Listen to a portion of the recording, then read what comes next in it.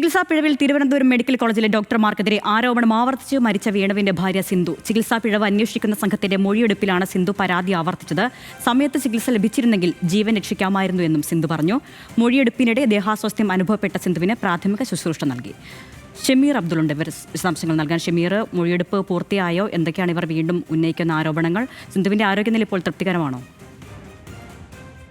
ഏതാണ്ട് 2 മണിക്കൂർ നീണ്ട മൊഴിയെടുപ്പ് അവസാനിച്ചിരിക്കുന്നു.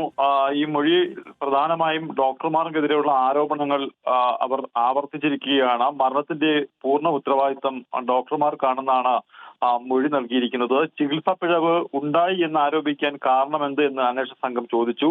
ഈ ചോദ്യത്തിന് മറുപടിയായിട്ടാണ് ഡോക്ടർമാർക്കെതിരെയുള്ള ആരോപണം അവർ വീണ്ടും ഉന്നയിച്ചത്. ഏതായാലും സമയത്ത് ചികിത്സ ലഭിച്ചിരുന്നെങ്കിൽ തന്റെ ഭർത്താവിന്റെ ജീവൻ രക്ഷിക്കാമായിരുന്നെന്നും ആൻജിയോഗ്രാം പരിശോധനയും എക്കോ പരിശോധനയും ആശുപത്രിയിൽ നടത്തിയിട്ടില്ലെന്നും മൊഴി നൽകിയിട്ടുണ്ട്. എന്തായാലും നവംബർ 1 മുതൽ ഇതുവരെയുള്ള സംഭവങ്ങൾ സംഘത്തിന് മുന്നിൽ സിന്ധു വിശദീകരിക്കുകയും ചെയ്തു. ഈ മൊഴിയെടുപ്പിന് ശേഷം പുറത്തേക്ക് വിശ്രമത്തിനായി ഇറങ്ങി വന്നപ്പോഴാണ് സിന്ധുവിന് ദേഹാസ്വാസ്ഥ്യം അനുഭവപ്പെട്ടത്. പിന്നീട് ഏറെ സമയം കഴിഞ്ഞാണ് മൊഴിയെടുപ്പ് വീണ്ടും തുടർന്നത്. ഇതിനുശേഷം മൊഴിയെടുപ്പിന് പൂർത്തിയാക്കിയ ശേഷം സിന്ധു ഇപ്പോൾ വീട്ടിലേക്ക് മടങ്ങിയിട്ടുണ്ട്. അരുണ്യ. ശരി, ഷമീർ അബ്ദുളാണ് കൊല്ലത്ത് നിന്നും വിശദാംശങ്ങൾ നൽകി.